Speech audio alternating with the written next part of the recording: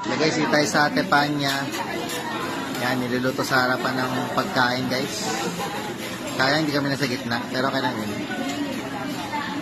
Yan, kitang-kita nyo na guys ang mga mantika at kumakatas. Ayan ba yung order natin? Yung Brazilian tenderloin. Ang masarap, no, guys? Yan ang pinapakita ko lang. Mukha naman siyang masarap, guys. Pero add-on yan. Ginawa namin yung 5-course meal. Ang sikat dito. Kesemer Edsa to, guys. Luto-luto pag may time.